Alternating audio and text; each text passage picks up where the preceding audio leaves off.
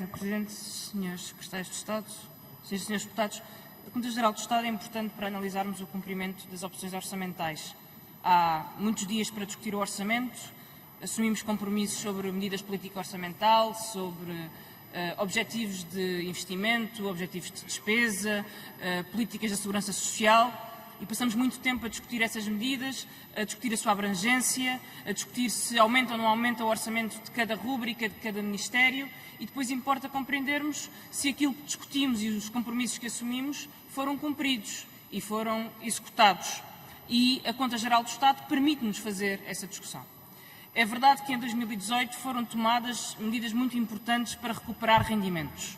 Foram atualizadas e aumentadas pensões que o Governo do PSD e CDS tinham congelado, foi reduzido o IRS que o Governo do PSD e CDS tinha aumentado, foram repostos subsídios de Natal que tinham sido cortados na altura do PSD e do CDS, foram aumentados apoios sociais que tinham sido cortados também no passado. Essa recuperação de rendimentos, nós sabemos que ela aconteceu e sabemos o quão importante ela foi, juntamente com o aumento do salário mínimo, para melhorar a economia e para que o PIB pudesse crescer, finalmente ter a economia a crescer.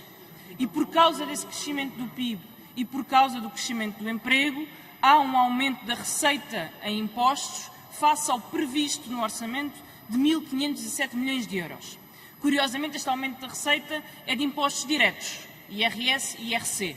Não é de impostos indiretos, ao contrário da narrativa, são dados da Conta Geral do Estado, ao contrário da narrativa muito comum, são impostos que não aumentaram, resulta do aumento do emprego. Também as contribuições sociais ficaram acima daquilo que teria sido esperado. Mas há uma outra rúbrica, se vamos falar de desvios face ao que tinha sido orçamentado, que ficou muito abaixo do que tinha sido orçamentado. O investimento, as despesas de capital na formação bruta de capital fixo, ficaram 1.174 milhões aquém daquilo que tinha sido orçamentado. O Governo repetiu promessas sobre investimento público e deixou por executar 1.174 milhões de investimento público.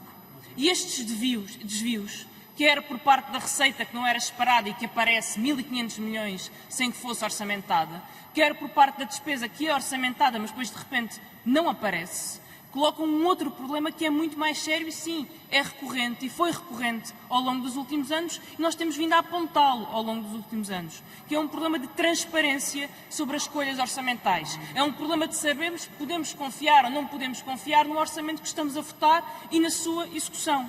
Porque o déficit mais baixo da história, que o Partido Socialista colocou em cartazes e outdoors, aconteceu em função de um desvio de 1.170 milhões face àquilo que tinha sido inscrito no orçamento. O déficit mais baixo da história não estava inscrito no orçamento. O que estava inscrito no orçamento era mais investimento ou menos impostos no valor de 1.170 milhões. E, de alguma forma, há um desvio na execução do orçamento que leva a um déficit muito mais baixo do que aquele que tinha sido previsto.